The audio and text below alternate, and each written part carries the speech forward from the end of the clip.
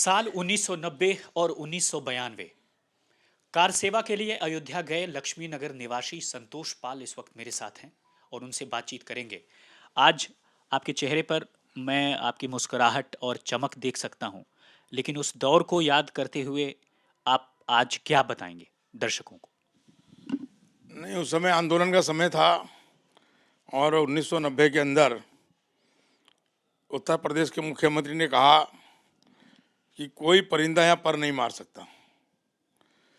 उस चुनौती को स्वीकार करते हुए विश्व हिंदू परिषद ने योजनाबद्ध तरीके से कार सेवा करने का निश्चय वहाँ किया और उस समय बजरंग दल, विश्व हिंदू परिषद और के सभी कार्यकर्ता योजनाबद्ध तरीके से उस मुलायम सिंह की चुनौती को स्वीकार किया और प्रण लिया कि परिंदा तो क्या, वहाँ हजारों राम सेवक वहाँ पहुंचकर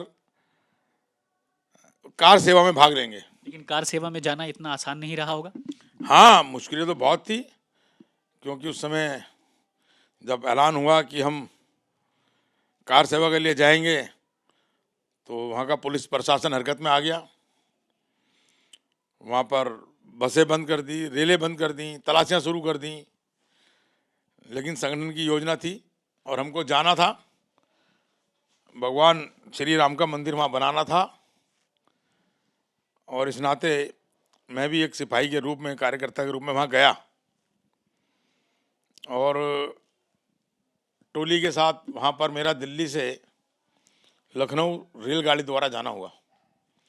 लेकिन रास्ते में जब देखा एकदम कि किस तरीके से उन्होंने एक स्थिति बना रखी थी, बैगों की तलाशी लेना, पूछताछ करना, कहाँ जा रहे हो, कैसे जा रहे हो, क्यों जा रहे हो, जैसे लगा कि बिल्कुल पता नहीं इतनी दहशत उत्तर प्रदेश सरकार ने, मुलायम सिंह की सरकार ने वहाँ कर दी थी कि हम लोग आपस में जो कार सेवक थे बात करते हुए भी डरते थे, इशारों में बात करते थे।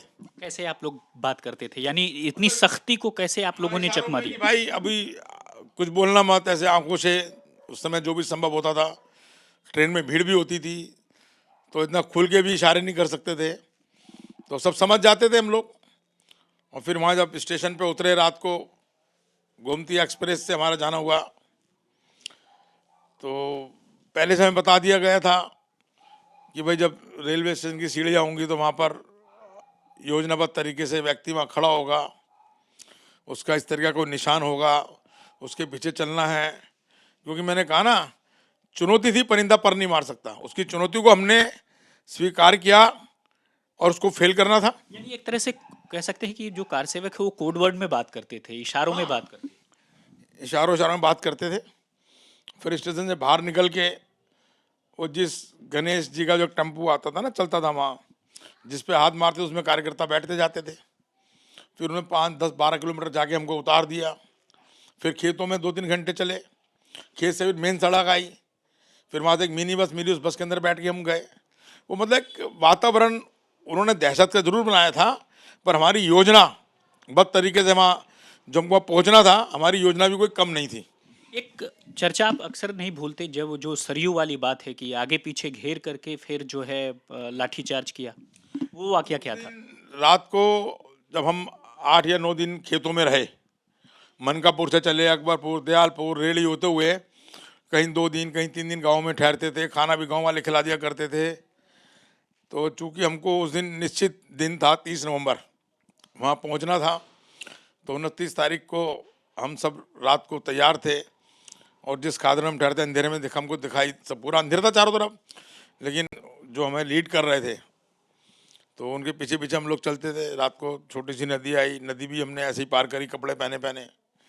और जब हम सुबह वहाँ पहुँचे भोर में एकदम सरयू नदी के पुल पे, तो वहाँ बहुत पुलिस फोर्स थी और हम पुल पे चढ़ गए और पुल के ऊपर भी चले गए। पुलिस ने हमको रोका ही नहीं, जाने दिया। तो हमारे मन में आया कि 10 दिन से हम लोग इतना डर रहे थे, खेतों में छुप रहे हैं, तवेलों में छुप रहे हैं, तो पुलिस हमें कुछ कह ही नहीं रही, ये तो हमको आराम से अयोध्या में जाने दे रही है। पर उनकी योजना कुछ और थी। जब हम सरयू नदी के पुल के ऊपर बीच में पहुंच गए तो उधर दूसरी तरफ भी पुलिस थी और हमारे पीछे पुलिस तो थी जो हमें जाने दे रही थी। उन्होंने घेर के फिर जो वहाँ लाठी चार्ज किया, गोलियां, लोग लहूलुहान हो गए।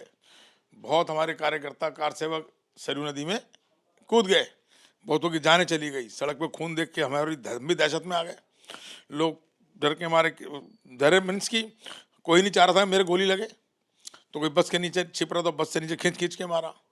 कई कार्यकर्ता बस के ऊपर चढ़ गए, तो पुलिस ने ऊपर चढ़कर बस से नीचे फेंक दिया कार्यकर्ताओं को। कई लोगों को आपने देखा, अभी जब हम बात कर रहे थे तो आपने ये कहा कि कई लोगों को आपने देखा तो आपको सहसा विश्वास ही नहीं हुआ और पहचान ही नहीं पाए कि आखिर वो लोग हैं। हाँ नहीं, मैंने कहा ना, पुलिस ने हमको आराम से जाने दिया। हमें लगा ही नहीं हमारे साथ ऐसा हो जाएगा जैसा हुआ वहाँ पे। ये उनकी योजना थी, प्लानिंग थी उनकी। ये उनकी योजना थी, प्लानिंग थी कि इन लोगों को बीचों बीच सड़क पर ले जाके। किसी सांसद, एक सांसद महोदय को अपनी मूंछ तक कटवानी पड़ी थी। नहीं नहीं, वो तो 92 की बात है। हमारे बी एस प्रेम जी जिनके नेतृत्व में हम गए थे, तो वहाँ पर जब ढांचे के पास हम लोग खड़े थे, तो मैं उन्हीं के नेतृत्व में, उन्हीं की टीम में 1992 में कार सेवा के लिए गया था दोबारा, क्योंकि 90 का मुझे याद था वो सीन। तो हमें लगा तो काम तो पूरा होना चाहिए। तो मैंने देखा कि जब हम ढांचे के पास खड़े थे, तो एकदम एक दिन पहले वहाँ पर बच्चन आचार्य धर्मेंद्र जी के बड़े नेताओं के भाषण होते थे, रोज़ सुनते थे, 4-5 दिन सुनते आ रहे थे हम। और उस दिन तो बहुत ऐसा गजब का भाषण हुआ कि लोगों के अंदर एकदम जोश भर गया। और फिर जिसे कहते हैं ना जुनून, एकदम जुनून राम धुन में करते करते लोग ऊपर तक चढ़ गए। और धुआंधार वहाँ पे मंच से हमारे बहुत बड़े नेता खड़े थे, माननीय अडवाणी जी खड़े थे, मुरली मनोहर जोशी जी थे, विनय कटियार जी थे, विजय राधे सिंधिया जी थी, अशोक सिंघल जी थे, उमा भारत रितम्बरा जी थी। तो ये लोग सब कार्यकर्ताओं को मना कर रहे थे कि आप कोई भी ढांचे पे ना चढ़ें। ठीक है, आपने कार सेवा भी की, 90 की, 92 की। लेकिन अचानक मैंने देखा कि जिस माननीय बी एस प्रेम जी साथ हम वर्षों वर्षों बजरंग दल में काम करते रहे, तो एकदम हम जब थोड़ा ढांचे पे ऊपर चढ़े, तो हमने देखा बी एस प्रेम जी बिना मूछ के देख के हमको भी बड़ा आश्चर्य हुआ। उमा भारती जी ने अपने बाल कटवा दिए थे, और जो भी उनको लगा होगा उस टाइम कि हमें ऐसा करना चाहिए तो ऐसा होगा। लेकिन कार्यकर्ताओं का जुनून और कार सेवकों की धुन, जिसे मैं कहूँ, बस उस समय पता नहीं क्या हुआ कि लोग अपने आप ही चढ़ते चले गए। आज जिस घर में हम बैठे हुए हैं वहां पर जो ईंट भी है वो भी लगाई गई। नहीं, मैं कहूँ तो 3-4 बार बन चुका है। उस समय जब ढांचा जब वहाँ गिर गया, तो सबने कहा भाई प्रसाद घर लेके जाना। तो हम 2 बार आंदोलन में गए हैं, तो हम भी लेके आए प्रसाद वहाँ से। तो ईंट को क्या करेंगे, हमने भी, हमारे लिए पूजनीय थी वो भी।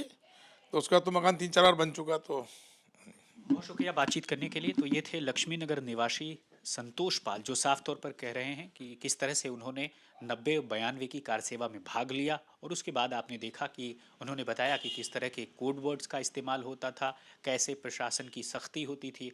लेकिन इन सब खून बहने के बाद और तमाम जो झंझावात हैं, परेशानियां हैं, उसे झेलने के बाद आखिरकार 500 साल के बाद रामलला अपने गर्भगृह में प्रवेश करेंगे। 22 जनवरी दोपहर को 12:20 पर अभिजीत मुहूर्त में उनकी प्राण प्रतिष्ठा होगी, और उसके बाद से ही तकरीबन 55 देशों के 5 करोड़ से ज़्यादा लोग साक्षात दर्शन करेंगे लाइव प्रसारण के जरिए। तो साफ तौर पर आपने देखा कि किस तरह से अलग अलग कार सेवकों ने अपने बलिदान को तब याद किया जब आज अयोध्या में 22 जनवरी को रामलला की प्राण प्रतिष्ठा है। राजा के साथ राम किंकर सिंह, आज तक के लिए।